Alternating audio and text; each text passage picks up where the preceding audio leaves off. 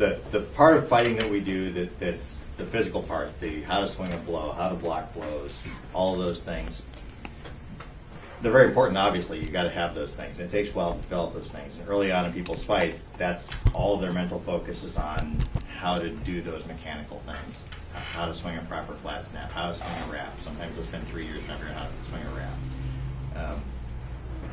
Once you get all of that down, the real thing that wins and loses most of your fights is where you are in your head and where your opponent is in their head. That's probably the hardest thing to learn because it's the hardest thing to teach. You can describe how to be in the right headspace, but it doesn't really communicate well to somebody else because everybody has to figure out how to get themselves in the right headspace. And so they can tell you what to expect and what to look for, and that'll happen one day in a fight. It's like, oh, that's how it's supposed to be. That's what it's supposed to be like when I fight, and then it doesn't happen again for 6 months, and you get very frustrated. And eventually it happens more and more. The longer you fight, the more you can get yourself into the right headspace. And that's very important. But along with that, your opponent's trying to get in their own headspace. They're trying to get in the right frame of mind in the middle of the fight. And you don't have to let them. Because along with hitting them, you can do things that affect your opponent's headspace and how they think about the fight. There's like I said, most of this, a big part of fighting is mental. A big part of it is how we physically and vocally communicate with each other about the fight. And that opens up all kinds of avenues and things you can do to get into people's head. And you hear people talk about, I'm in this guy's head, or I'm in that guy's head, or this guy's in my head. This guy's my boogeyman. I can never beat this guy. For a long time for me, Dietrich was, I lose when I fought Dietrich. And I was right, because every time I fought him, I lost. Because I knew I was going to. And that pretty well works out. Self-fulfilling prophecy. Absolutely. Yeah, if you know you're going to lose a fight when they call Leon, you're probably right. So getting that out of your head is difficult. Getting to where, ideally when we fight, and you can read about it in various manuals and martial arts books about fighting, having the no mind, empty mind, no thought processes going on, it's action and reaction. And part of that is to fight that fight that's all action and reaction. You have to have completed the training that lets you do that, because the reaction has to just be a reaction. So when I see an open shot, the sword just shows up there. It's not a thought process of, oh, I need to throw this shot at this angle. And it's just, no, it's there, and I've done enough training that the sword's, it's going there. Once you start achieving that, that opens up a lot of time in your head. So you can think if you need to. You can come up with some basic plans. A lot of people come into a fight with a plan. It's always a bad idea because you don't have any good way of communicating that plan to your opponent, so he does something that he's not supposed to. If you can get them to cooperate with your plan, the fights will go much easier.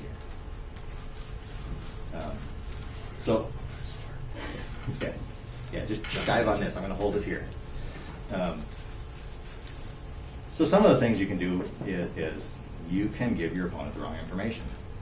You can intentionally deceive your opponent. You can do it on the field. You can do it off the field. You can do it sitting in his living room a month ahead of time. Frequently during a fight, I'm intentionally presenting false information. I get away with I'm an old man thing sometimes. I walk out to the field. I do this anyway because I walk along with my brush, my sword. And I really do that. My knees have been detailed, and I'm just like, that's just more comfortable. And a few years ago at, I don't know what, some larger tournament in LA, I was fighting Polygon. And it was his last comeback, and he was just on fire. He was tearing everything up, and he was super aggressive and super energetic and jumping into everything. And I watched him fight during the day, and I thought, I'm just going to be old and crippled when I walk on the field. And I knew he was watching me. I was watching out of the corner. He was watching me, and I'm kind of hobbling onto the field, and I get set. Ready to fight. And they called Leon, and I jumped straight into him. And he did not figure out what was going on until I hit him a couple of times. And he came to me after the fight. He said, "You did that on purpose, didn't you?" I said, "Yeah." But I didn't walk off the field with my cane.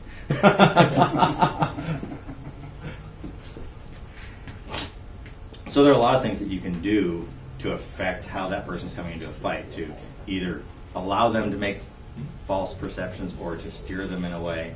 I've known a number of people through the years that would go around to different fighter practices in the months leading up to a crown, and most people at fighter practice are relatively relaxed, and you're doing your fighter practice kind of fight. and they would go, and instead of fighting that fighter practice fight, they were there. Crown game. They were there to make a point. They were there to trash their competitors in crown. So when they would start that fighter practice fight, one guy's fighting fighter practice, and the other guy's fighting crown finals. Yeah. And he'd give them a couple of fights, he's done. Because that's the image he wants in their head a month later at crown tournament. But not yet not enough information for them to start to counter his, to learn Yep. him as a fighter. Yep. And I've gone to practices when I was practicing for crown, and I'm going fighting people I know I'm going to fight in crown, and I'll go try something in particular. And I remember one I was fighting up in Hemet, and I was mostly going up there to fight Ragnar and Duke Ed. And I was fighting Ed, and I was certain that my offside shot that I should be able to get, because I like it against lefties into their shield side shoulder blade, and I was just certain that should work. And I spent a good part of that day trying to make that work, and he blocked it every time. I mean, that was going nowhere. And everything I tried, nothing worked the whole day. So a few weeks later, I went back up to another one of those practices with him. I never threw that shot. And things were going pretty well for me on the second go around. And he said, well, and we talked. He said, well, after the last practice, basically said, I had you figured out, and that this was your attack, and this was your, well, no, that didn't work. That's not my attack today. But had we gone to crown, he'd have walked in expecting one fight and got something completely different. You can deceive people during a fight. One of the things that I do a lot in the course of a fight is try and train my opponent to do what I want them to do. So I'll throw a shot several times because I want them to see that shot. I want them to analyze that shot. I want them to know they've got that shot figured out, because that shot's really a setup for something else, and it's not what I'm really going to throw at them. And after they've blocked that shot a few times, and I've got their shield slowly more and more out of position, because now they're really convinced that this is the shot, and they're cheating their shield to be ready to block it, and they're opening up something else for me. And anytime you're in a fight, any feint, anything, any misdirection, it's presenting that wrong information to your opponent. It's getting them to block where you're not going to hit them. Sometimes I will, you get into somebody's head, so you reinforce it a lot for a long time, especially when they're getting better. This old man preservation, like, this guy's getting good. He needs to know he can't beat me now, because it'll last a while. I used to do that with Matt Scala. He was getting better and better at practice, but I was kind of a boogeyman for him. I was in his head a little bit, like, I need to make myself a camping place here because he's getting better really fast. Make it last as long as you can. Some of it's just laziness. As long as you got that camping space, you don't have to work that hard in the fight. And a lot of times, they don't necessarily know how hard you're working. They only know the end result. So if somebody comes after you, and they come after you, and sometimes they'll get frustrated, and I really don't want them to be frustrated and not continue trying to get better. But they'll get frustrated, and they'll try all this new stuff, and they're like that far away from stealing your lunch money. But all they know is in the end they still lost. They don't know how close they were. And maybe you're the nice guy and you tell them. But even if you do, it doesn't matter. They still lost. And that's that reinforcement that says, I can't. So some of the things I do, and some of them are intentional. Like, people talk about me smiling. I always used to get a lot of people talking about, I smile when I fight. It's just, I smile when I fight. And it unnerves people. And I didn't develop it to unnerve people, but it works, so I stick with it. The weird thing is, for more than a decade, I had people always like, why are you smiling all the time? And complaining about me smiling. And then I put the new helmet on, and can't really see that. It's not as like, big. Yeah. It's not as big without the grill. Yeah. Because you don't just smile. You have a big smile.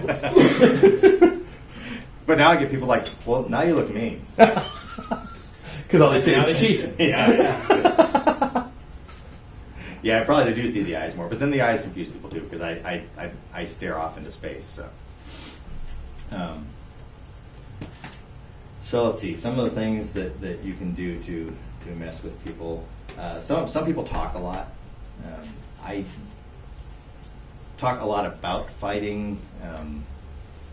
Some people talk a lot about their opponents, and I've got this person figured out, and I've got that person figured out, and this person this, and that person that. And frequently, those people are trying to convince themselves more than their audience.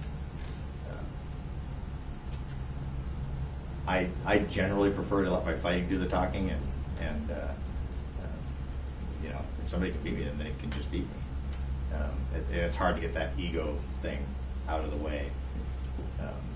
And that doesn't get any easier, but it makes it's a whole lot easier to get better if you can put that ego out of the way and just, it's annoying. Hey, this person I've been beating for the last 10 years all of a sudden is beating me today.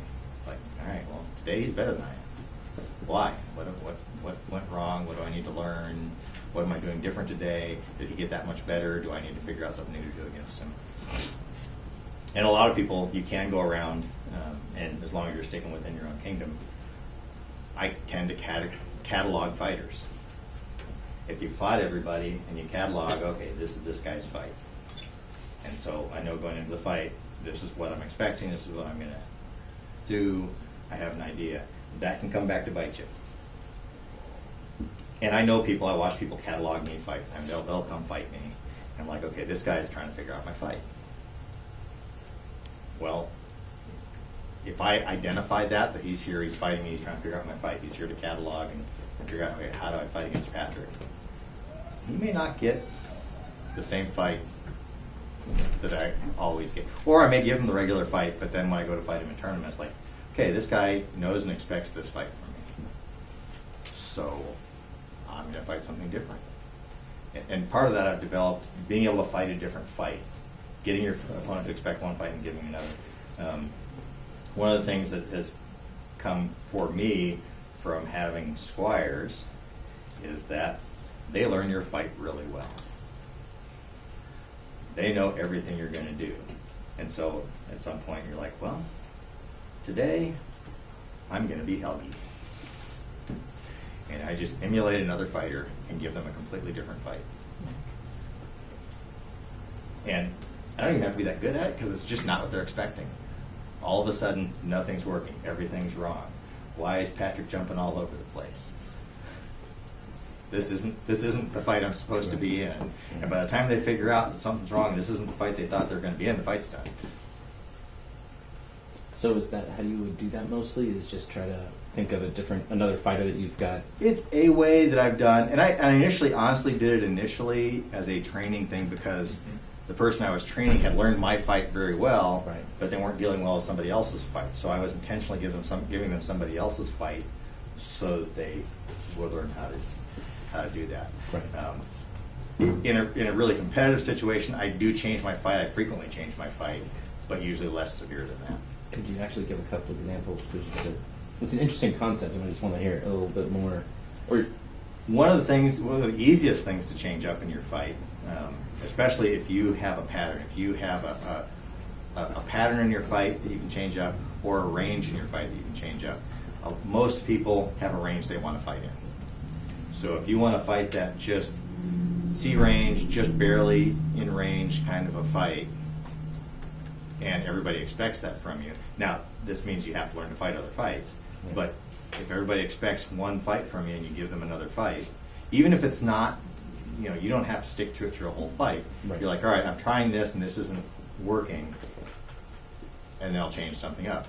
And then along with that, and it's hugely valuable to be able to fight at every range, to develop your fight at every range. Because most people do have a range they want to fight in. Right. The vast majority of fighters out there, this is their spot, this is where they want to fight, this is the fight they want. So once you identify that, then that's a tool. That's something you can mess with them. You don't let them have it. I have a bad habit, as Tamiki said, born from too much ego. My general attitude is, whatever fight my opponent wants, I want to give him that fight and beat him at it. Right. It's not really the way to win. It's really much better to make them fight the fight they don't want. So, in fact, I was fighting an Artemisian Duke, and we hadn't fought before, and I was up there. And in our initial few passes, I was somewhat dissatisfied with my win-loss ratio. And then, like, he really likes this fight, this B-range fight, which happens to be my favorite place to fight. I thought, I wonder what happens if I take that away. And so I got in close to him. I discovered very quickly he really didn't like that. So we spent the rest of the day there. Like, this is the fight I want now. So part of messing with your opponent is being able to figure out what your opponent likes and expects and being able to take that away from them. And not necessarily taking away from all the time, taking it away from them when it counts. So you can let them get comfortable. Part of that means you have to be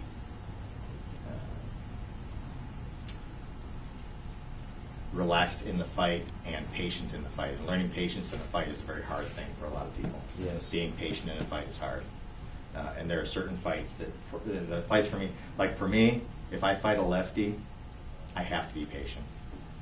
If I go in there and I'm trying to kill a lefty and my fight against lefties is not the strongest, and if I'm not patient, I just get myself killed. If I'm patient, just relax, it's fine, you know where the shots are, wait for the opportunity rather than trying to make the opportunity. There are some other subtle things you can do in changing your position on a fighter. We were talking about some of this outside without them noticing. And that depends heavily on how good an observer your opponent is. If you can change your position on your opponent and get them not to react to it. Most people, when they want to change position on a fighter, they tend to take big steps and get big motion. Most of the time I try to go 4 or 6 inches left or right. You can do that frequently without your opponent seeing it. Dramatically changes the angles available to you and them. You can take a bunch of stuff away from them by shifting, by putting your shield leg, that foot, positioned between their feet in how you face them. That changes up all of your angles and all of his angles. Against a lefty, that takes the wraps away from the lefty. That makes those angles hard. And it makes your angles on him very good. Mm-hmm. So if they allow you to do that and they don't do anything about it, you've shut down a bunch of their offense and given yourself much more targets. Now, if they're paying a lot of attention, I tried to do that against Sven in Crown, and I snuck over and he stepped over, and I snuck over and he stepped over, and we were walking to the edge of the area, and we just laughed at each other, walked back to the center of the area. All right, we'll just face each other, because that's not happening today.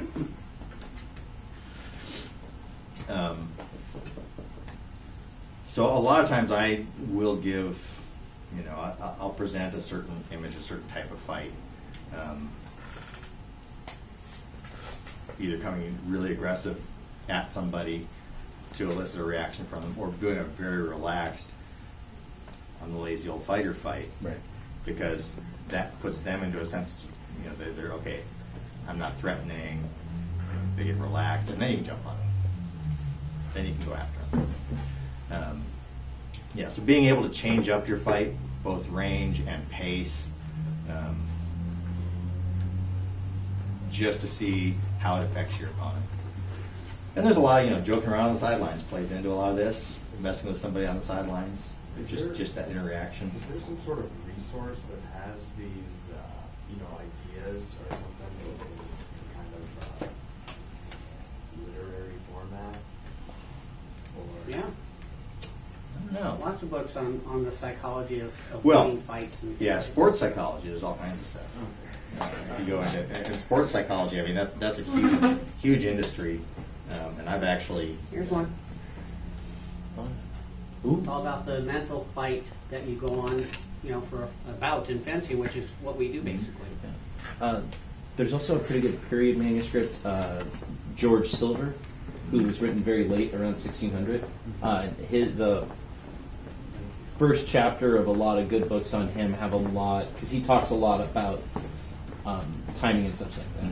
Mm-hmm. That's a pretty good book too if you can get your hands on a translation. A lot of the Eastern martial arts books Yeah. get very heavily into the mental side of it. Absolutely. And part of the problem with that is, again, it's a very hard thing to teach. Some of it it's the kind of thing where you go read, and when you find some of those books, you read them, and if you read it now and then you read it 2 years from now, you're going to get different information from it. Yeah. Because some of the more advanced mental concepts in the fight and the frame of mind in the fight, if somebody tells it to you when you're new, there's no frame of reference. It doesn't mean anything to you. And in some cases, like, that makes all the sense in the world after you've already figured it out. It's like, oh yeah, that was so easy. I don't know why I made that so hard. I made that hard for the last 10 years. Why did I make that hard? It's really simple. And you can read about it. There's, if you want to get really confused, you can read the Book of Five Rings. It's not that confusing. Been reading that. Yeah, trying to get some of the mental concepts of that. That's Just practice that one. that's one that you should read once and then come back to Come in a back few to years. later. Absolutely. Yeah, there's another one. Yagi Morinori's book, Family Traditions one or something Yeah. like that. Yeah. Yeah, that one's very good, and that one is written over a period of time. Yeah. And that one actually is a lot of it is just post and even during Musashi. And Yeah. and if you look at the depictions in it, the funny goblin-looking guys are actually drawings of Musashi's style. Yeah. Because they're making fun of Musashi. Yes, they are. And that's got a lot of the mental stuff in it. But again, it's the kind of thing where it's helpful to know it's there. It's helpful to have an idea of it. It's not something you're going to read about and just go out and do. But there are a lot of things in sports psychology that are really helpful. And there's all kinds of books and tapes, and I've gone out and purchased them for some of my squires. And just read this. Just trying to get over the basic psychology of a sport where it's me versus you, and I'm trying to stop you from doing what you want to do.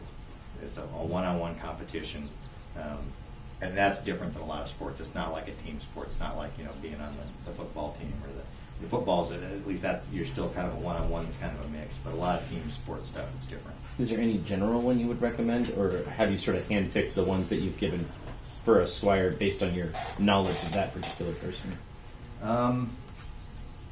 There aren't any that I remember the titles of. I've picked up several of them, and there's thousands out there in the sports psychology stuff, and I can't think of the titles offhand. They probably could. That's fine. I can always bug. Okay. Yeah. Oh, I'll bug. Duke Ivan, when he was going through it, actually saw a sports psychologist and did hypnotherapy. Interesting. I hadn't heard that one. And I've never asked him. I don't know, but I've been told that I could see that. He was a monster. he was. And he was someone that as you progress and you develop a reputation and you have some success, that gives you leverage. You don't even have to do it. That messes with people for you. Dirk was a great one for that. Dirk was. Ivan was. I'd watch people go out to fight Ivan, and you watch him at lay on. You just take one look. It's like, this person is lost. Yeah. Fight hasn't started. This person is lost. This person knows they're going to lose the fight. There's some more recent ones I could point out. There's a recent Crown where a lot, huh? Very recent. Yeah. There's a recent Crown, perhaps. Yep, and that's that's a combination of one person's reputation and the other person's buying into it. Right. And in that particular case, I'm like, I know the reputation, I know what people think. I also know the reality. Get in his face and fight him. It's really not that bad. I mean, not to take anything away from his fight, but it's fun, and your success rate will go way up when. And it's a hard thing to do. It's hard to get somebody out of your head. It's hard to ignore the title. It doesn't matter if it's Sir whatever. It doesn't matter if it's Duke whatever. It doesn't matter if it's Super Duke whatever. If you buy those titles as predicting the outcome of your fight, then they're going to be accurate. and figuring out how to get that out of your head. And at the same time, that's a nice lazy way for I won 2 tournaments, so I get to use the title Duke. I put that title in front of my name when I go out there in the tournament. They announce that before every fight, They do. and that affects my opponents. Yes, it does. That absolutely affects my opponents. I'll tell you when I saw it the most was the day I put a belt on. Oh yeah. I went to an event without a belt. I came back with one, and people related to me different at fighter practice. It's like, oh, he's a knight. He's going to beat me. It's like, really? Because I'm the same guy you fought last week. But people let that I mess think you with know their everything heads. also. Well, I do. But yeah, no, it's, I mean, then, when you first get also Mhm.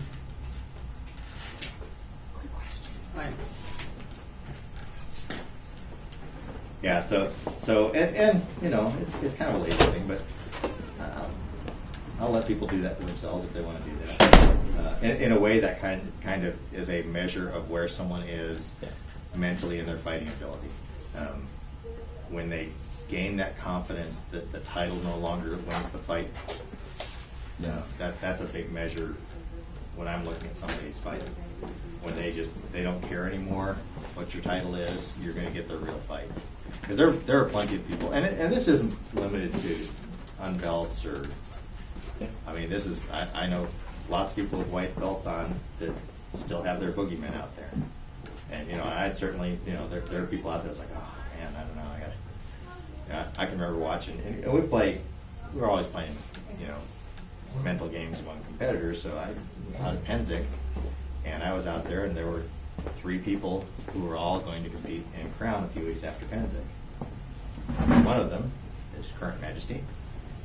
Goes out to fight one of the best fighters in the SCA, Duke Branos. And he went out to fight him, I think it was a Friday. And he came back to camp and said, oh man, I just fought Branos. Never put stick on him. Never touched him. I'm like, oh, wow. So I'm looking over, and Sven and I are in camp. Like, oh, okay. So the next day, I got to the pickup field, and Sven's out there, and there's Sven fighting Branos. And, Sven hit him a couple of times, but Branos was working Sven over pretty good. So I watched. Like, okay, well, I need to go fight this guy. So, being a little smarter than my competitors, as soon as he was done with Sven, I went out to fight him. Nice. So I fought Branos while he was tired, and I managed to kill him a few times. Had a good time fighting him. Mostly I wanted to go back to camp and be able to say, oh yeah, I fought him. I hit a few times. Just to mess with Conrad. As you should. It's like, yeah, I fought him. No big deal. But when I finished watching, then I watched now Duke Mark out of the West fighting with a long sword against some sword and shield guys. And I was talking to Branos, and I was like, oh, you should go fight him. And I watched a little bit, and I'm like, no, that's going to hurt. I'm good. I watched that fight. It's like, I cannot beat that today. That's going to strike me up. And as much as I should get the learning experience, it was Penzic, it was hot, it was humid, and I looked at and that looked painful. I was like, no, I'm going to go back to camp and have a drink. And so, yeah, I mean, there are people out there. There's some, I mean, I'll tell you some of the things that are in my head that I have trouble with. Lefties have always been an issue for me. We have 3 good lefties in this kingdom, and so I practice against those specific people. Thankfully, one of them went too far. Yeah. Right now, because there's a really, really good Florentine fighter out there that I'm probably going to be fighting in a few weeks, and we have no good Florentine fighters in this kingdom right now. We don't. So I don't really have a good way to prepare for him. So I'm trying to figure out mentally how to, because I fought him, before he was knighted, and well before he was a duke, and he was a pretty good fight, and it was good. Now he's a better fight. And I thought about maybe I should just take Florentine against him, but then I fought Florentine. I hadn't done that in a decade or so. I thought, maybe not so much. It'll be fun anyway. But so we all have those things that are our challenges, and if you let them shut down your fight before you start the fight, and you can use them. Sometimes you can mess with people just by changing weapons up. I found of all the odd things, if I came out with my mace, people got all concerned. I think just because it was different. It's like, really? I got that much strike area. And sometimes just your demeanor before the fight, especially if you get somebody who's really keyed up for a fight. I remember a crown fight, and it was a crown I wasn't going to get very far in because I was pretty sick. But I had someone that we had fought a number of crowns, and I had one shot at him, and that didn't sit well. And kind of joking around beforehand, and he's like, no one shots this time. It's like, oh, yeah, okay, no one shots. And I'm kind of smiling at him. Yeah, sure, no one shots. And then we get out on the field, and the marshals are doing their thing, and he's over there, and he's just kicking the ground and pacing back and forth, and just staring across the field, really intense, like just getting wound up. I'm gonna come get you. And so that's what your opponent's presenting you with. It's really gonna get you. So what do? So I walked out to the field, relaxed. I went over. I started joking with the marshals, laughing, kind of look at him, and he's just and sure enough, they call Leon. He comes rushing across the field, swinging at me, Florentine, and I hit him with the exact same shot I'd hit him with the time before, except he hit me at the same time. So it was a double kill right off the bat. We each threw one shot.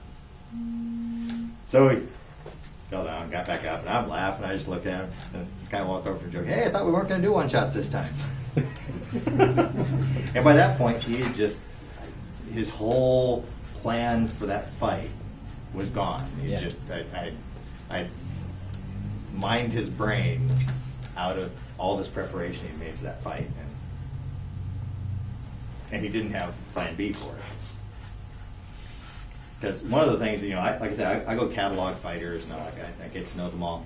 It's a trap because if we fought 6 months ago, right, and I'm like, all right, got his fight, I go out and do my thing. 6 months go by, we're in the tournament. All right, I got this. No, I got what you had 6 months ago. right. And if you're somebody who's working at it and focused on it, your fight every 6 months isn't going to be the same. It's going to change. You're going to pick up new things, drop old things, have more options, so you can get a bit of a trap that way. So I always try to mentally understand that, okay, I know what this guy fought like. I know where he was at this point in time. Am I going to get that fight today? Am I going to get a different fight today? And so I tend to kind of test my opponents in the initial part of the fight. I throw shots that aren't really intended. If they land, great, but I'm throwing the shots to see a reaction. I want to see what you do. I want to see how you react. I want to see what you throw at me. And that comes in that whole patience thing, being patient in the fight, taking the time to analyze what your opponent's doing without getting caught up in your brain in the process. So that has to be kind of a reaction thing. You have to be able to see it and react to it, but get that information that you can go on into the fight with. And for me, sometimes that's a problem because I do that a lot at practice. New fighter shows up at practice and I go out and fight him. I don't really go out and fight him. I go out to catalog what this person's doing. So I'm not really fighting them, I'm testing them. And usually I get hit a few times while I'm doing that, which is fine. And sometimes that makes them think, oh, this guy's not that good, which is also fine.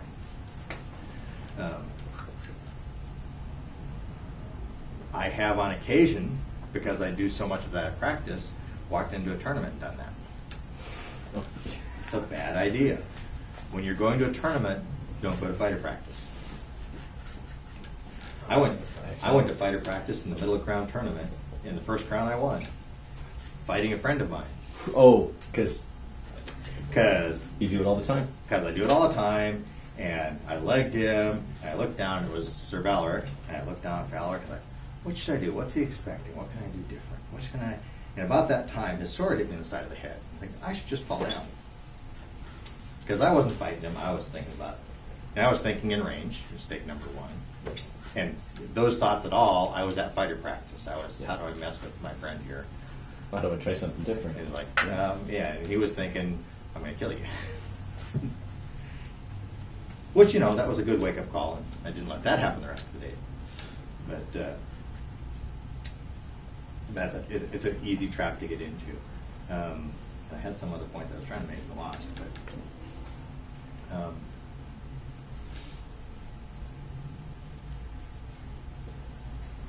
I was about to say that's fight in many tournaments for other reasons. But so I find, and so I don't get a lot of tourney experience trying to change that mindset.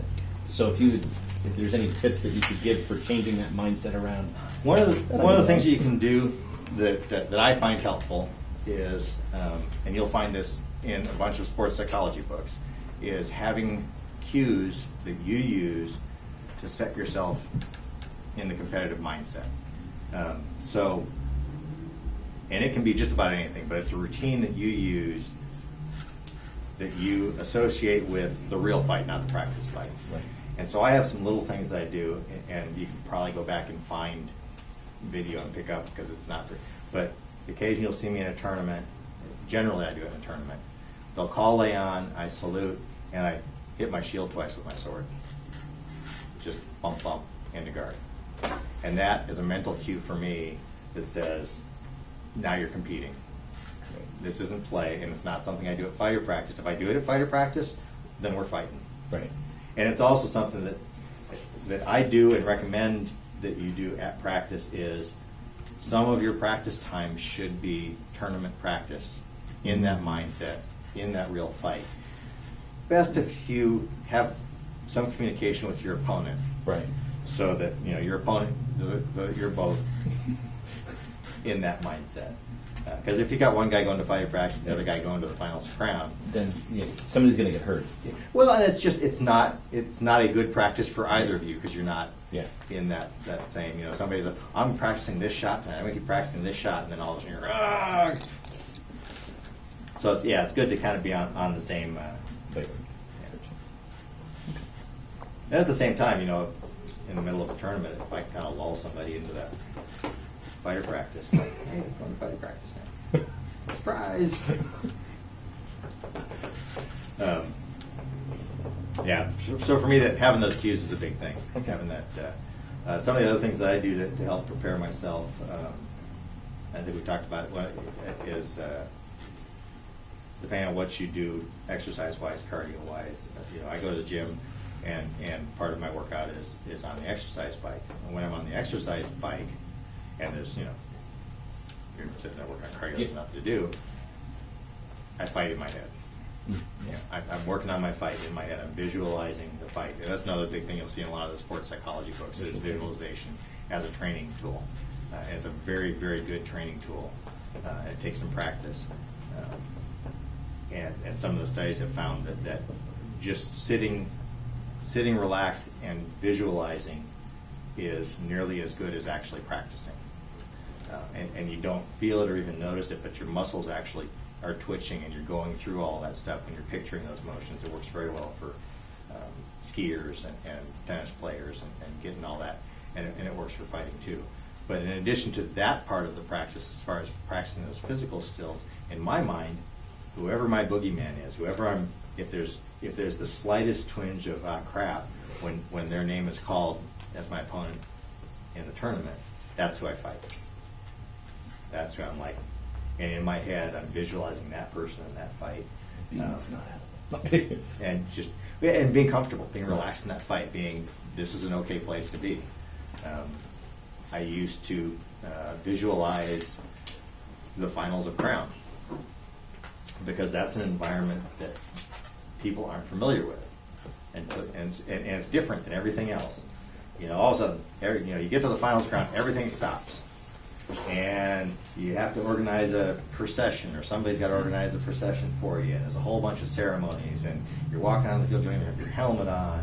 Somebody's carrying stuff, and heralds are, and it's all this pomp and circumstance that is not part of your normal experience. And if you let that take you out of that competitive fighting mindset, then you're walking to the finals of Crown not in fighter not practice. ready. In fighter practice or La La Land or whatever. And if your opponent's nice enough to go there with you, great. But they probably won't have been there before. So that's something. And even before that, I would just go through what is it like to be in the finals of any tournament. Because it's different, even the finals of a tournament. All of a sudden it's 2 out of 3 and heralds and everybody's watching. And unfortunately for me, at least at this point in my fighting, after lay-on, very little exists in the world other than my opponent and myself. I don't know what the audience is. I don't know who's watching. I don't even really know where the marshals are in the Eric. I know my brain knows the boundaries of the Eric. I know where the edges are, and I know where my opponent is. That my world narrows down to that during the fight. And I don't know if that's something that's something you develop by doing it. It's not something you can easily train in. It's some of that action reaction that just comes with many hours of fighting. And I don't remember the name of the study now, but there was somebody that did a study that interviewed top athletes in a bunch of different sports. You might know the name. No, I don't, but I think I know. Is it the alpha wave, beta wave sort of thing, where they were doing brainwave things? No, this was the 10,000 hour thing. Oh, okay. No, I didn't even know. And basically what they found was when they talked to top level competitors in professional sports, the people that were truly at the top of the game, one of the things they had in common was the accumulation of about 10,000 hours of practice, which made everything reactive, everything instinct. It took away the thought processes during the fight. And that's what those people, now, for us, 10,000 hours is a lot of time. 10,000 hours is, if this is your profession, it would be amazing to see how good fighters could get. Oh, yeah. Sean. But it's a lot. That's a lot of time. You go figure that out on even a 40-hour week. That's a long time. Yeah. I mean, you were just to live like a billion seconds, you have to be 32. I mean, that's seconds. I mean, granted, a billion is a big number, but I mean, 10,000 hours. That's 10,000 hours of practice. That's a lot of time. But what comes with that is that mental having everything. For me, and I can't tell you when this transition happened, but you can go through a thought process that says, I should throw a flat snap at this angle with the sword tip lower than my hand and meet that angle between the top of the shield and the sword and shoot that gap into the helmet. But you can't do that. It takes too long. You can't think in that manner. And for me, in the middle of a fight, I get a snapshot. It's a mental image. It's in my brain. It's almost like a picture. It says, but it's a whole. This combination of things will work against this opponent right now. And it's not a thought process so much as the picture flashes, and then I do that. But it's milliseconds. It's the reaction time, the amount of time you have in a fight. If you actually take video and figure out how long things take in a fight, how fast things move, very, very small fractions of a second. Things move very fast, but it's amazing once you're relaxed into that, how long a second is. Once you're in that frame of mind, that's a very long time. And our reaction times. One of the things I look for a lot in a fight is distractions that are going to extend my opponent's reaction time. And you can mess with them. You can talk to them. You can sing during a fight. You don't mess with your opponent. Sing during a fight. They're like, what the hell is he doing about that time? Especially if you're mumbling it, right? Yeah. See? On the other hand, one of the things that I've had people use to help get them in the right frame of mind is actually, at least in their head, singing during. And not so much that you necessarily want to do that through the fight, but you need to do something that stops the thought process prior to the fight of, oh my God, I got to do this, I got to do that, he's going to do this, I need this plan, making that plan of action. You got to let all that go and get relaxed. So if there's something you can do that allows you to regain that focus, and for some people, singing a song will do that because it takes you out of all that other stuff. It's a very different mindset, Mm-hmm. so you're definitely changing. Yeah, because generally speaking, going into a fight with a plan is a bad idea. Yeah. I personally, I like to, I go through that, I say catalog fighters. So before the fight, I kind of go through, okay, here's what I cataloged about that fighter, and then let it go. So that's, that's somewhere in the back of my head, but if I think this fighter always does this, he won't. He'll do something different.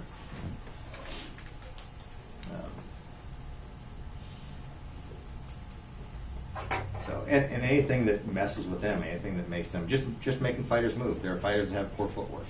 There are very good fighters that have poor footwork. If you let them stand still and fight, they're really hard to beat. If you make a move, they give you openings. So obviously, you want to make that fighter move. You know, and more people should use that against me. I don't move in the fight. You don't. If you let me stand still and you're willing to stand right in front of me in B range, I'm good all day. That's great. You have a powerful magnetic force, though. I've tried it, and I still can't do it. I've actually gone in with the idea, I'm going to move. I still don't do it. and some of that's very intentional. I'll get planted and I'm all set, and I'm in my stance, and my opponent's in front of me, and they go over there, and they come over this side, and I don't move my feet, and I'm just like, and like, oh, he didn't move or anything, and they come back. It didn't work, so obviously should try it. And if they really keep going, then I just go here. And I still didn't move. I just shifted my stance. Yes, I'm very stubbornly lazy sometimes, and I should move a lot more. And I can, but because I spent so long not moving a lot in the fight because of knee issues in between surgeries and stuff, I learned to fight standing still. And I learned to fight whatever range my opponent wanted to fight because I wasn't going anywhere. And so I tend to do that now when I really should be moving a lot more and using a lot more footwork. And every once in a while I go out to practice like, I'm going to move tonight. And then people are like, what the hell happened to Patrick? When did you throw that shot? You don't throw that You shot. don't do that. Yeah, that happened sometime recently with you and me. Yeah. Like, you don't do that. Like, What are you yeah. throwing that new shot for? You don't throw that. And usually when I do that, that's why, because I don't do that. So, you know, because a lot of times in a fight, I do think, what does my opponent expect from me? Yeah. People, Stand in especially front of me. people that know me well, Yeah. like, okay, this person knows my fight. What do they expect from me? What am I going to do that they don't expect from me? Right. What have they seen me do before? I did that to them before, so I should do something different. So I do plan things kind of to that extent, Right. in a safe place, not in range. Now, if you get your opponent to think in the middle of a fight, and I don't know, some of you have probably seen this or will see it as you continue to fight. A person's eyes change, their demeanor changes, everything changes when they're thinking. And after a while in fighting, you'll learn to recognize that. Their focus changes, their facial expression changes. There's a physical change in someone when they engage their brain. That's when you hit them. Because once you start a thought process and you're thinking in words in your head, stopping that to react to something takes much longer than being in a vigilant state and ready to react to something. So the amount of time for you to react and block a shot may go up 2 or 3 times if you're thinking. That's why we tell people don't think in range. So if you can make them think in range, you can get them thinking. And sometimes you can do it just by being out of range and asking them a question. Or just talking to them, making some comment. And if you watch, I've seen this happen many times in the middle of Crown, somebody in the middle of Crown tournament in the finals will tell a joke. Just make some funny comment. And the crowd reaction is funny. It's great fun. But he's also messing with his opponent. He's saying, yeah, it's the finals of Crown. I'm relaxing, having a good time. How you doing? And, depending where his opponent's at in his head, he might let that affect him, or he might just joke right back. But it's definitely a gambit that's not always as upfront and friendly as it may seem. It's like, I'm gonna mess with him a little bit. I'm gonna joke around and fight, see if I can get him a little out of sorts, break up his plan, whatever his plan was for Crown. Because you always go into a fight thinking, well, what's their, especially when you get to a high profile end of a tournament, especially like end of a Crown, like what's their game plan coming in? They probably have a game plan coming in. Yeah. What can I do to not participate in that game plan? Sometimes you're waiting for it. I mean, I remember being in the finals of Crown, and I was like, all right, I've fought this guy a bunch of times. He's got to do something different.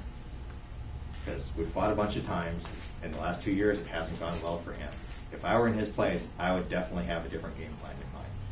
So I was very, very cautious. Like, when's it coming? When's it coming? Something's going to change. When's it coming? And then after a while, I realized, nope, same fight. Which, when I'm in that position, I'm like, all right, I've had a bunch of unsuccessful outings. What can I do different? How can I change this fight? How can I change that person's perception of my fight? And I try to find something. If it's moving or all of a sudden being super energetic and lots of footwork. Again, somebody who's not expecting that. Expecting the snap. That's probably my most common thing, actually. If I'm like, I got to do something different with this guy, that's usually my go-to. Is like, I'm actually going to move now. Well, with you, it's a big switch. Yeah. Yeah, and it's not it's not that I hold still because I have to. It's because if they don't make me, Why move if you're well? yeah. It's like I don't chase people. They're just gonna die If they're- tired. If they run away, I'll just I walk, kind of a march. I don't run at anybody. And part of that comes out of like having blown both of my ACLs and being fairly conservative and wanting to keep my feet under me. They're all good now, but that sticks in the back of your brain. It never goes away completely. So I don't know what do you guys use? What works for you messing with somebody else in a fight? I don't know. I do a lot of the things that you mentioned. I don't know. I'm jovial. I talk a lot, but I have cues that set me when we're going to square off and they're doing the litany. I salute the same way. I bow the same way. I present my weapon to the opponent the same way. I try doing I'm a fat guy, so I can't fight very well thing. And even with this hardware on, people still fall for it for some stupid reason. I don't get it, but I dye my beard gray. just for men. But yeah, I a lot of the wins I get is because if I don't flat just smoke somebody with a shot that I managed to just beat them to the punch on. A lot of times, if I killed them, it's because I threw a couple shots and they tried to block it a certain way, so that I had them so convinced I was going to throw it that same way on the third or fourth try, and then I change it to something else. Yeah, one of the things I'll do a lot of times at the beginning of a fight is I'll set up in off the shoulder guard, which is where I can throw the fastest flat snap from. And at the beginning of the fight, I just coming from the edge of range, I fire the fastest shot I can straight for their eyes. Probably not going to hit them. Once in a while it does, But they're going to react. but what they see is hopefully a very, very fast shot coming towards them. And that has the effect on them of, oh shit. And so that sets in their brain, oh, he's really fast. And I'm putting everything I can to get a really good form, snapping that shot in there as fast as I could, and getting them mentally back on their heels a little bit, like, oh, I got to be careful. And taking that edge off of their fight right at the beginning of the fight. Which is also very different than I'm going to fighter practice. I go to fighter practice, and I will sit back and I almost never throw the first shot. And I'm a counter shooter. In a tournament, I'm still a counter shooter, but I throw what for me are very safe shots in order to get my opponent onto their offense. Because there's nothing more dangerous than somebody who's really good that's going completely defensive. And then you start throwing every shot in the book, trying to find a hole in their defense, and they just button up. It's like, yeah, okay. And then you get a little bit tired, and then you leave the opening, and there it is. Yeah. And the fight's done. And I've done that, especially if I'm tired. Like, I'm just gonna button up and let them swing for a while. And if you develop enough of a confidence in your own defense, you can do that and just let them do their thing. And first off, they get frustrated. Yeah. They get tired. Both of their arms get tired. I call this the dirty old man fight. Just, here I am. Do your thing. And then they make a mistake. But I do that, and I do that very relaxed fight, much more at fighter practice. I tend not to take the fight to them. But if somebody's going to try and go defensive on you, you've got to tease them into the fight. And there are a couple of shots that I throw that are very safe for me, and I'm very comfortable in my ability to be on offense and still And block defense at the everything, same still time. defend myself. And so I'll use those shots to snipe at them and not go full offensive, not make that full, I'm going to throw a 15-shot combination offense. I just want to snipe at them to get them into the fight, so them to come back and fight me. especially if they're a fighter that doesn't want to be in range. Usually, if I have a fighter that doesn't want to be in range, I try to not let them be in range, because they're the fighter who doesn't want to be in range. The guy who wants to fight the long range shot and snipe at you. He wants you to chase him. He's gonna run backwards, snipe at you, run around in circles, whatever. Like, I don't want to fight that fight. That if there's a fight I don't want to fight, that's it. I don't want to have to be following this guy around the park or around the turning field. And so, once I identify that, what I'll tend to do is I'll kind of take a few pot shots at range, try and get them to swing at me. As soon as they see any kind of offense at all from them, I step away. You do that to them a few times. Now, you kind of turn the tables on them. Yeah. Now they want to hit Now you. they're like, well, damn, he won't stay close enough for me to hit him. Wait, that's supposed to be with his reaction. I'm supposed to be the guy that I can't get close enough. Right. And so, tease him a little bit with that, get him a little frustrated with just step out of range. Every time he swings a shot, step out of range. So it doesn't take very long with that before they become determined. Like, every time I swing at him, he steps away. I'm going to have to go after him. Then you close with him. Because then he won't run. Surprise. Because it's really easy to run from in guard to backing up. Yeah. It's very hard to run away from advancing to backing up. So I get them convinced that they have to make that aggressive move forward towards me in order to have a chance to be in range with me. And then I come in at the same time, and the range closes way faster than they wanted it to, and all of a sudden they're in my range where I want to fight. And then you just have to be persistent, more stubborn than them. You occasionally have the fights that it's a matter of who's more patient. They want this, and you want that. Somebody's going to have to give in first. Real boring for the audience. Fun for us. No, I'm going to stand here. I'll stare at you. I'm comfortable. Don't get a guard that wears you out too much. If you're all, can't hold my arm up anymore.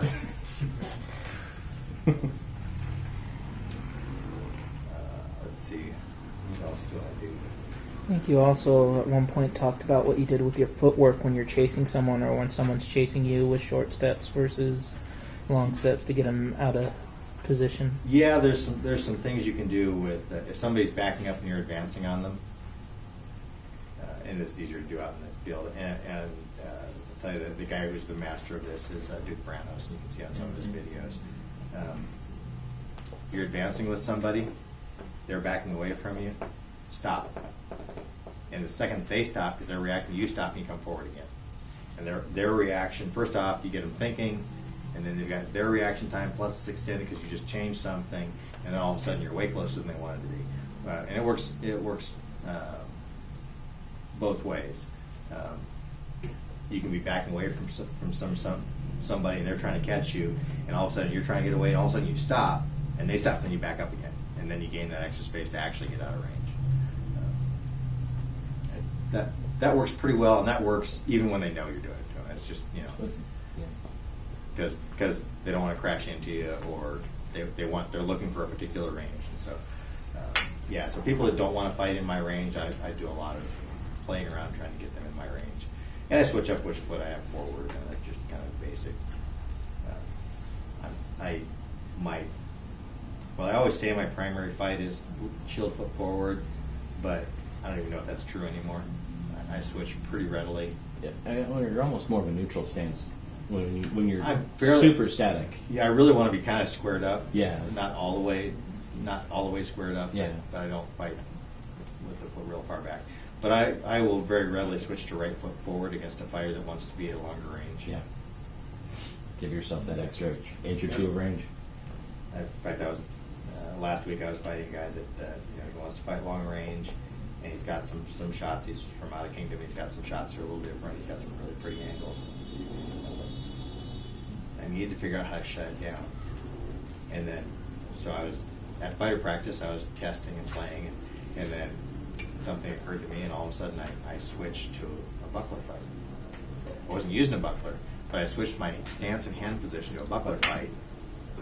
Solved all the problems. Caleb? Yep. That would solve everything. Cover your sword hand with your other hand, just like you're using a buckler. I did tell him that, so Oh no, it's he's okay. like, oh damn, we gotta figure out what to do about that. But, Oh no. Because so when I was fighting him, he's got beautiful slots. He's Mhm. amazingly fast, and it was literally there was about a millimeter that my shield was out of place, and I'm like, Yep. So in your head, go to your buckler fight, and it will shut that down. yeah, I can see that actually really well again. Like, okay, done cataloging now. Now let's see if we can apply some of this. So when you say cataloging, what are you thinking about? How aggressive they are in the fight, You what can use me position as they an want to be in the example fight.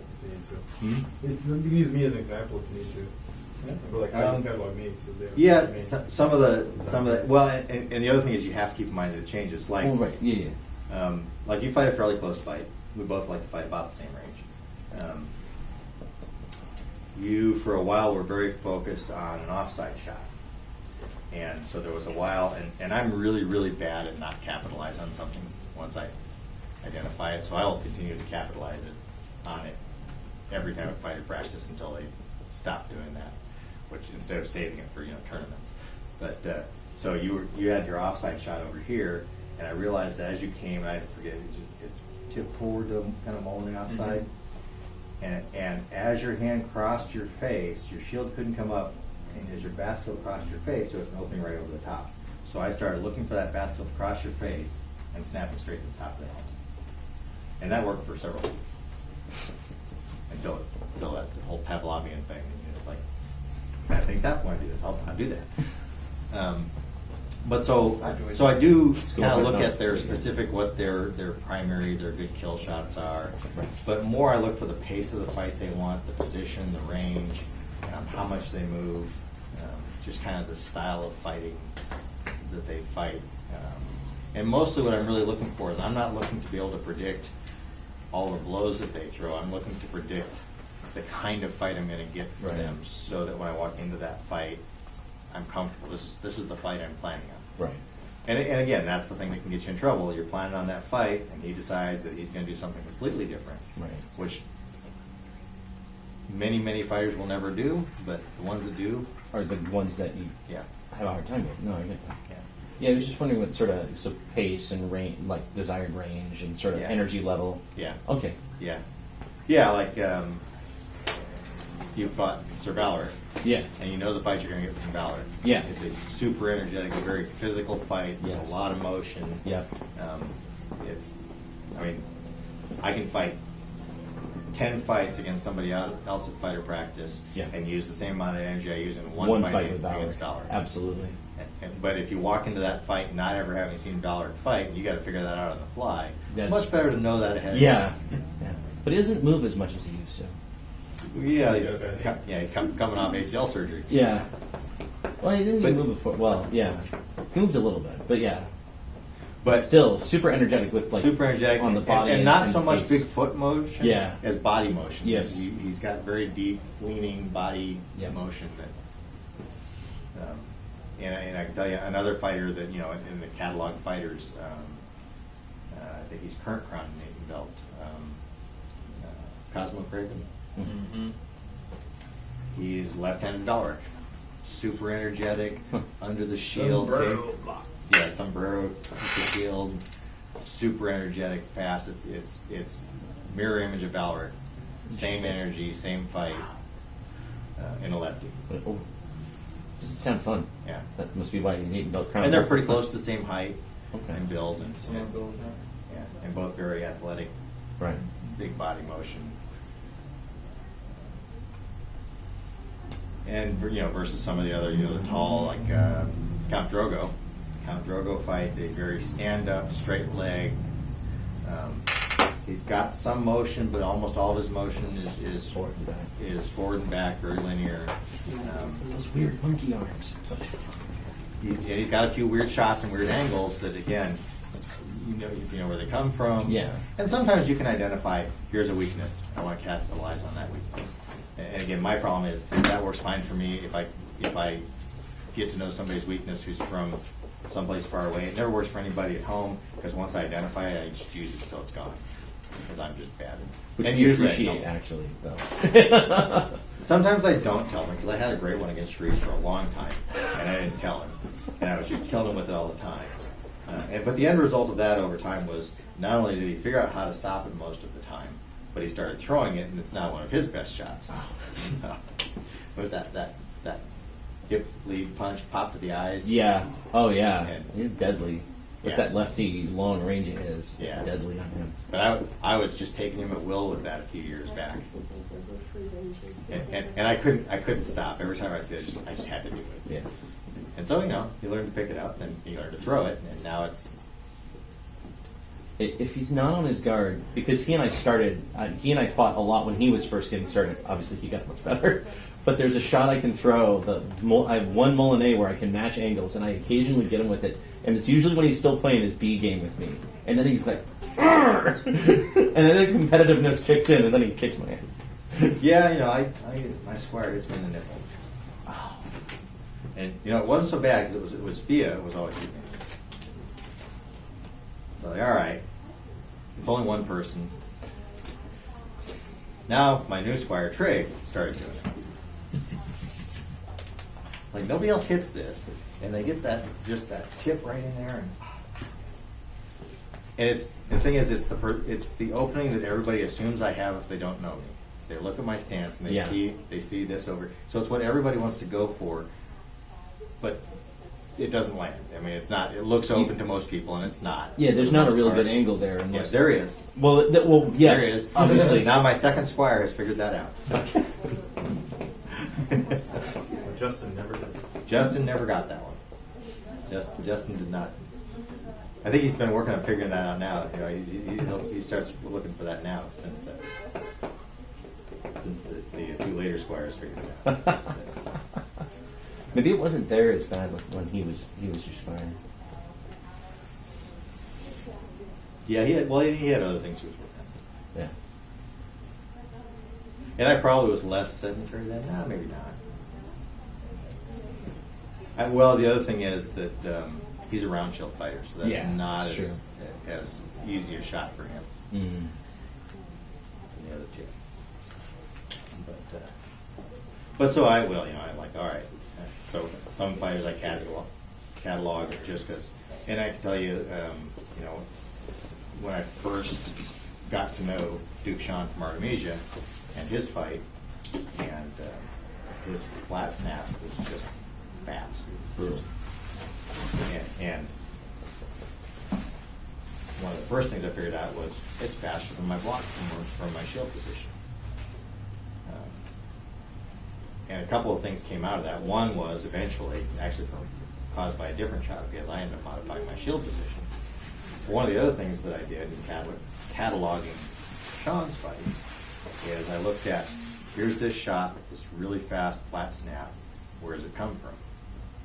And so I look at his guard position that he throws that really fast shot out of, and there's, when he's got that sword pommel pointed right at you, just up over his shoulder, and he's out at C range, and he's just getting ready to cross into range, super dangerous, super fast. And so once I watched the video, it's like, all right, here's where that shot comes from, here's when that shot comes. When we're in that relative position, I close that line. I drop my sword over there, and it's like, I just make that shot impossible. Mm-hmm. Now I'm giving up other things to do that, but I know that shot's there, and I don't want to get hit with it. Yeah. So that was one of the first things I picked up fighting him was you need to shut that down. You need to at least get into the fight before I get in the head. Usually they can. So, and now that's someone that I've spent more time cataloging because he gave me more excuse to need to. Right. And that's a case where it's not just I went out and fought him. That's a case of, all right, I need to go look at videos and take videos of my fights and figure out why I'm getting hit here. And it also helps that he'll teach you how to analyze videos. Yeah. So I catalog his stuff, but if I go out and fight him and I win, that's cool, and you remember those. But you know who really remembers those? It's the guy you beat. And when you're fighting guys at that level of fighting, and you go 2 years without fighting him, and you go back to fight him 2 years later, he still remembers that fight and how he lost, and he's there to fix that. And you better believe that they all remember, the guys that are fighting at that level, they all remember that last fight. If you got the better of it, they're biding their time till they get to fight you again because they've analyzed that and they've got an answer to it, and they need to find out if that's the right answer. And if it's not, they're going to go back and come up with another answer. But they catalog all of those fights. And so you want to look at a couple of videos here? That would be great.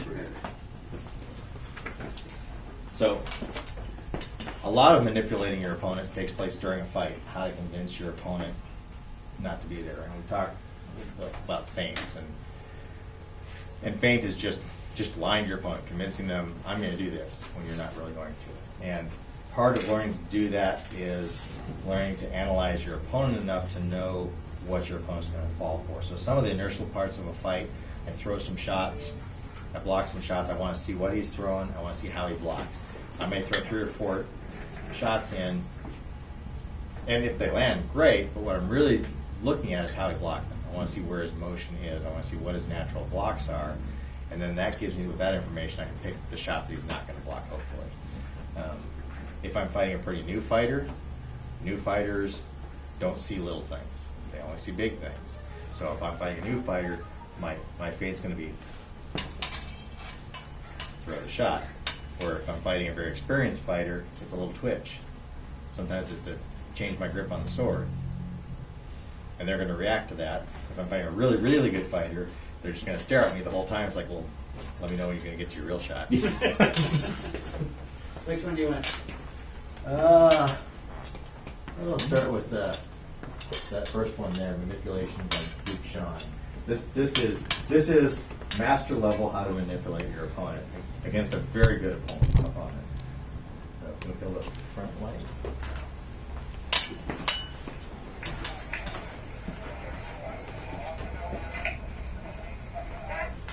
Back that up. Wow. See Sean right here, taking a step to the left, causes Keratin's sword to raise up, gives him just enough space to throw the shot straight to the head. See how small that reaction from Keratin was? Wow. But that was, go ahead and hit it again. That reaction was what he was looking for, that step. That's the next fight. Now that's the next fight. Here's another really nice example of how to manipulate your opponent. You're going to see Sean throw a really quick feint just by lifting his hand up into the right slightly. So and Here's this a nice first one, demonstration of how Sean gets Keratin to move his sword out of the way. This is it, right? Fully Yeah. with a simple half step to the left.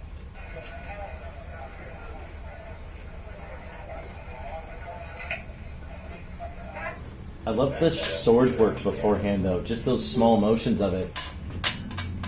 that's all just kind of getting his attention. Right here. His shield is moving.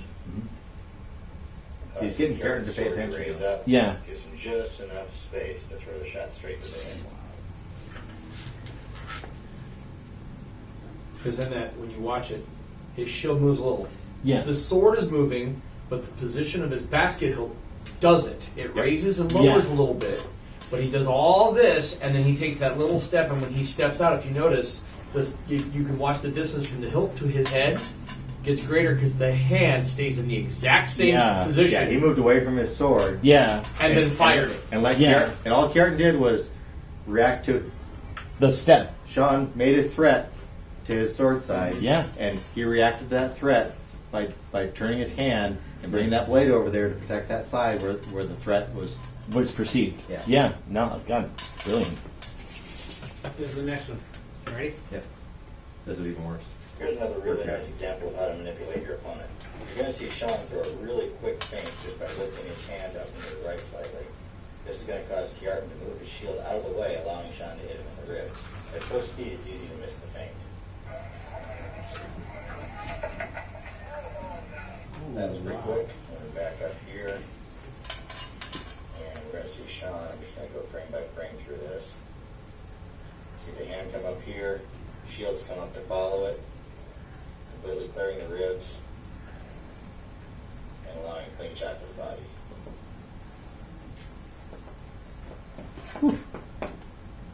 You want to see? Go ahead and let this one play. Okay. This is Sean will post anything, including the days that don't go so well for him. This is the day that did not go so well in Vegas. Uther of the West. Again, these are two of the best fighters in the club. So, and Sean doesn't mind putting up videos of his less good days as well as his good days. These are the days that and this is really a key thing to fighting at that level, where he just puts his ego aside and says, today I was not good enough to win this fight, and I need to figure out why. Which is pretty easy to do when it's, Duke Uther beating you. When it's, I'll tell you, and I was there for a very, very rough day for Sean. Was at Penzic, and there's a tournament going, and I wasn't actually out for the tournament, but I was at dinner with him that night, and some really scruffy looking lefty in just trashed out armor won this tournament, and he took 2 sitting kings out in the process. And that night at dinner, they were both discussing how that was not so acceptable, and they needed to go revisit that. And in a very rare occurrence, the next day I was out there when Sean went to revisit that, and it didn't go any differently. The only time I've ever really, really seen him frustrated. And it's just kind of like, well, this guy's just good. And it's more frustrating because this guy is this good, and he looks like some homeless guy scraped together some cardboard and made armor. And in fact, I remember them going over and discussing with him how he was just way too good a fighter to dress that poorly. That's kind of funny. Which kind of makes you wonder, was he dressed that poorly On purpose. Was he gaming? by natural, or was he gaming? Yeah. Mental games. Ready? Yeah.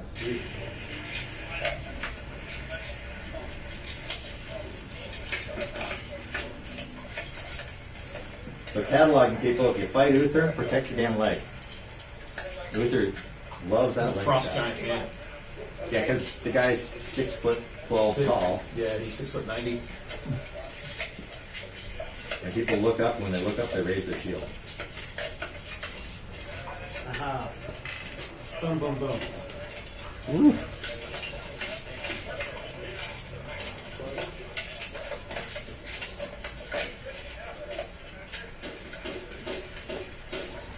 Because of his height, you can see the distance of his knees and his feet to his opponent, yet his shield and his stance is not quite crowding, but they feel crowded.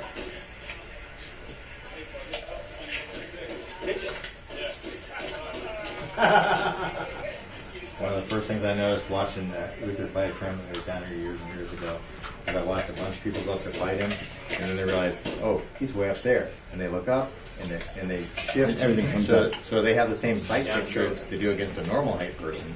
And when they bring their sight picture up to look at his face, they expose their legs, and he takes advantage of it every time.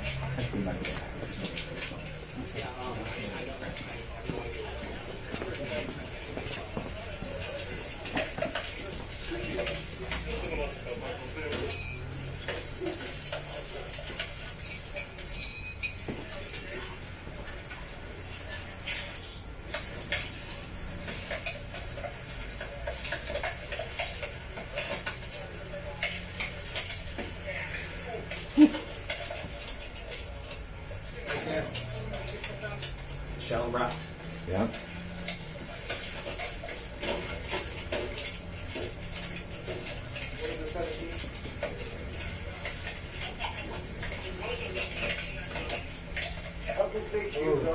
He doesn't have to do anything to generate that much power, and those are coming hard.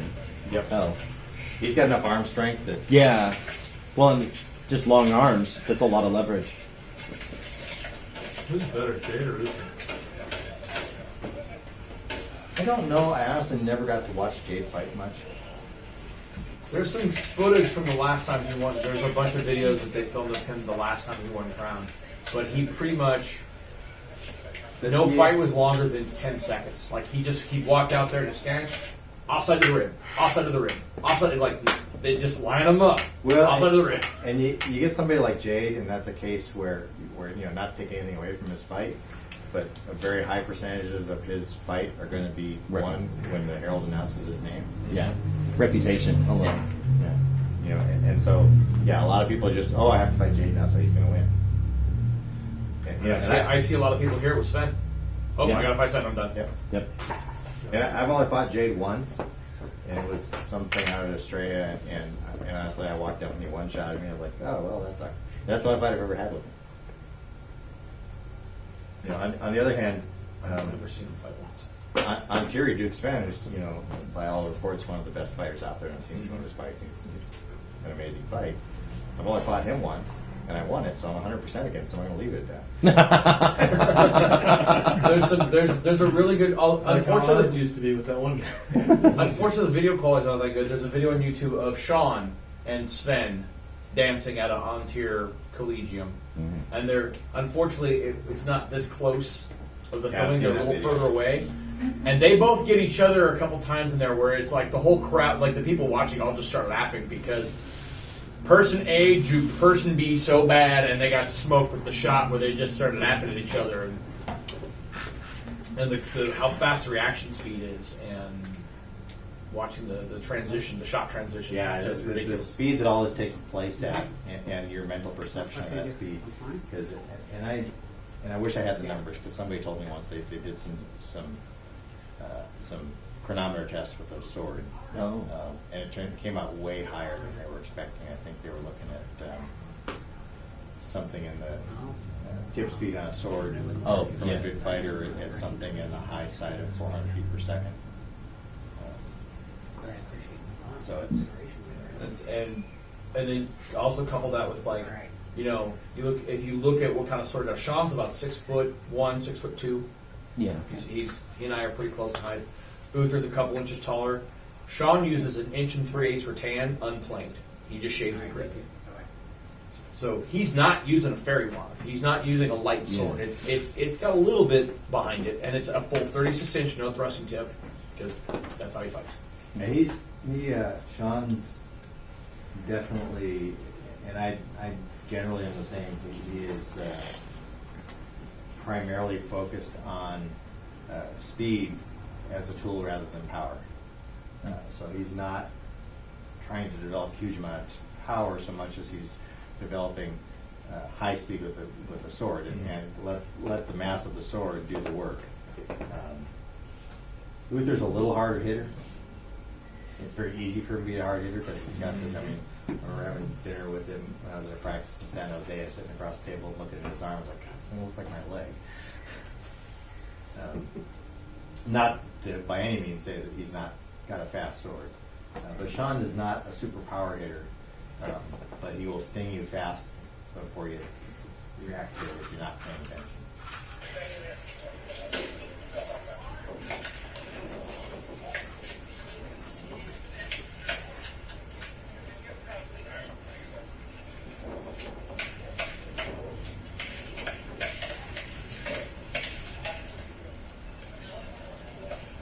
Yeah.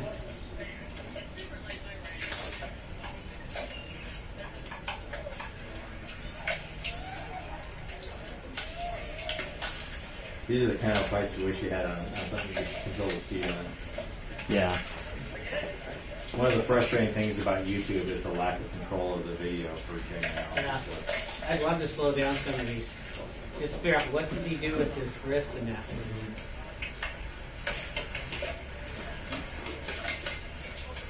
Yeah, that's where I really like having the iPad video with that Coach's Eye program, so you can really go back and figure out what happened.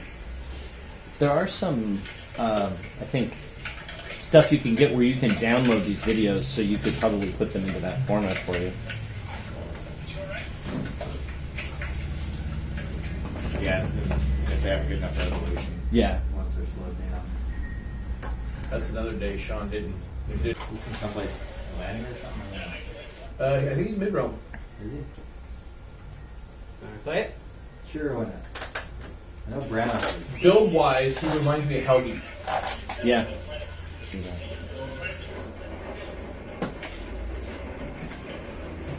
That was fast. And I love his Byzantine kid.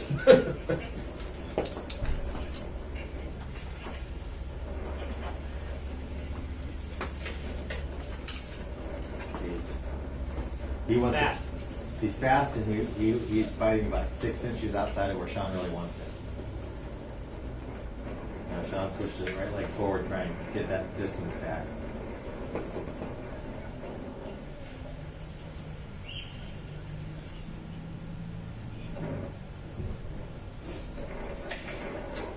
Oh. supposed to be my trick.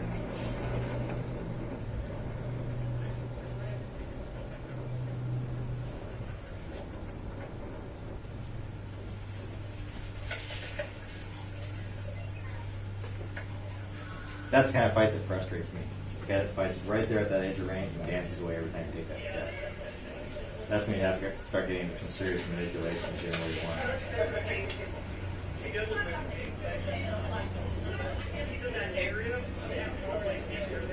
That's where Caleb likes to fight. Oh, yeah.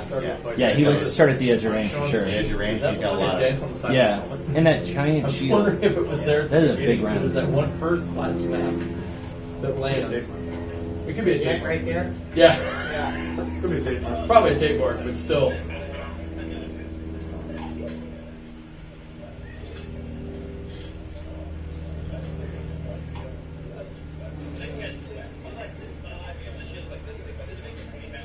Shots are very hard. How do I get this guy to step into the ring?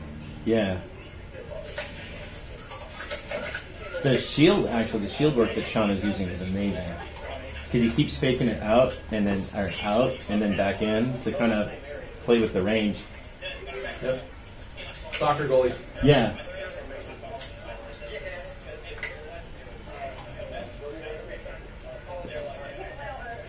There's another night from Meridia's. I can't remember. It was they did at Duke University. They do that's what they call their Collegium, Duke U. There's a couple different years of it that they've got the videos of it.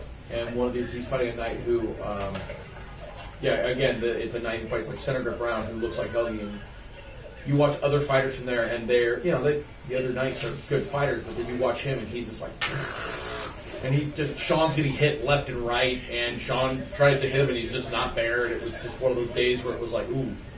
That was, what's his name? He's in Aiden Dawn now. No, they never fought. They never fought. I'll do the King Art practice. Yeah.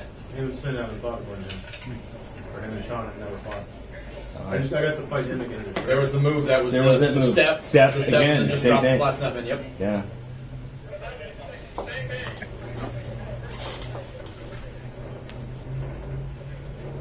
I remember actually his name either. Al-Anon. Yeah, Alan. Alan said him and Sean had never fought.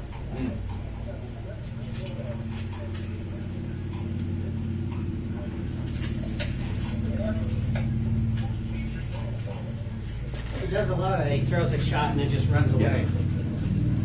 So when he does it, I notice the shield is out over here That's- off the side. He's trying to get a different angle on the shot, so he's leaving his shield way out of the way, but he's moving out of the way because he doesn't have any other defense to do. That's the fight that annoys me the most. I appreciate That's that. the fight where it's hard for me to stay Patient. patient because I just annoy. Swing. I'm here to fight you guys. There's nothing more annoying than that. I just don't have patience, so I was getting. Patience is it's one of those things that takes time. Well, and the only choice is either to have patience or to chase him. Yeah. And chase him gets old really fast. Yeah. Until somebody messes Because up. most guys that do that are pretty fast leaving. Yeah. Like if you want to chase Trig, Good luck with that damn long leg galoot. Jesus. 2 in a row. Yeah. The double J hook. It was like a. oh, That was this ball is the edge video to I was the- talking about. It's like, oh, That that hole's shot. there. Uh huh. Because I saw this after I had done it to him. Unfortunately, the one time that I did that to him, it's not a video. But he apparently told a lot of people about it. Yeah. Yeah. Felix threw the first one. He blocked it. They took another half step out and then threw it again. Yeah. Oh, Palomar. Alamar, there's some, and I don't know if they're still up or not. I copied in my computer very much of that. But if you're into glaive fighting at all, Huh? Wait, what? there were some videos Palomar. Yeah. that were up on the Middle Kingdom websites for a long time, and I copied them on my computer. Palomar teaching glaive fighting. Palomar is amazing with the glaive. And I mean, not long after I was knighted, I was at a practice in Indianapolis, and I was fighting him. And I was fighting sword and Somebody just shield. got offered something. He was Or fighting. award for them. He was fighting with the glaive, and we were standing whole lot of toe to hit toe, rolls. T range. And I was just fighting for all, Yeah. and he was just standing there fighting me. He wasn't running away. He wasn't. No. That's hard with glaive because either you go in or you go out with glaive. Nope, yeah, it's you hard just to stood stand there. straight. Yep. Unless like with me with glaive, I'm working you.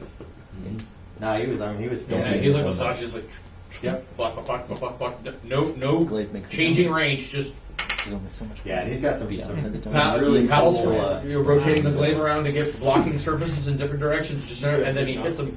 We got big knowledge for that. Yeah. Yeah. And then he hits somebody, and it just the thing just bends just like Yeah, he's got sharp, and it's thick rattan he's hitting with, so you know he's giving them some extra sauce. He's got some good glaive fighting video, and he's also got a pretty interesting video on grappling as it applies to SCA combat. You mean like shield grappling, basically? Shield grappling a little bit, claiming space. Oh, You know, get you. within the rules. Right. If you're up here in guard and you draw your hand back here, and I put my shield back here, you abandoned that space and I claimed it. Yeah. I'm not striking with it, but I don't have to give it back either. Mm-hmm. So it's grappling within Well- STA rules, not grappling by Positioning, STA rules. placement. Right. Yeah. Well, but Positioning, taking advantage of motion, taking space away from Yeah. your opponent. almost more the philosophy of wrestling. In that My sense, rather shield than edge the is right here. I'm not application. touching you. I'm not pressing. I'm not- Touching you, I'm not touching. Well, he will touch you because he claims that space. You try to get it back. Now you're But hitting that- his but shield. You're hitting his shield. Yeah. He's not touching you. You're touching him. Yeah, you can place it there. You just can't And then the other video that he's got that's interesting is him in a crown final, and he kills his opponent with a between the leg thrust to the belly. No. And the crowd goes nuts. Wow. They, like you would have thought it was the final four. Someone's dropped Yeah. a 3 at the buzzer. It's amazing the From amount. behind? It's amazing the number of people that get offended by that shot. Yep. Yeah. The round Mostly I table just like, specifically had really? that conversation. Actually, apparently the conquistadors had one where they take their rapier and it was over the shoulder back here. Mm-hmm. That's because you're just I have Yeah. seen that done. Geez, I think it was an Olympic bout from a long time ago. I saw a I've tried video. it behind the Yeah. back. It was in close, back over the shoulder. Not like Yeah. I use it often, but I've done the between the legs back when I first. Because Tino used to do it back in the day. If he was fighting somebody who he couldn't land a shot on, that Yep. was his like. All right, Oh, this is the Hail Mary. Well, especially when they're legged, and that's Well, gonna that's land exactly- right in the yeah. chest. Yeah. And almost always. There was looked good. another move that somebody else was using. I'll leave the names out. But basically, he would come in, bring the shield over here, bring his knee in, hook his knee inside of your shield, step out, press your shield to the outside. Yeah. And then, And then- Well, I know of another person. That's not actually. Then there's another person who similarly will, when you're on your knees and you have, especially with your side mount, Yep. bottom comes up, and he'll approach, and he'll take his right knee and he'll lift it. He'll put his knee inside your shield and lift, and then throw a wrap, and he'll hit you right here under his leg. Yeah. under his leg. Lift the shield up. Yeah. Also not legal. Nope. Yeah. But no one will tell him because he's been king a bunch of times. no one will call him on it. No one will say anything. Isn't that when you hit him and then I remember jump? the Duke on my shuffle when he's lefty and you're on your knees and he would shuffle to the side. As and far as hit you. behind the head back there, I do that on Sharif every now and then. With some of his, where I'll block and throw the shot. Well, throwing a shot, yeah, throwing shots from back there is something. I mean, I throw offside shots from back here all the time.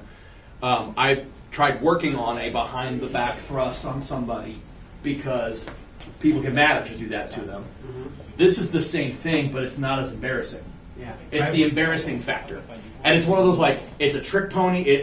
When I'm calling it a trick pony, it's a trick pony. Yeah, If you I don't worked on wanna- one if you for a don't while wanna that look was. embarrassing with it. You can do it in the front. Just bring it around on the side.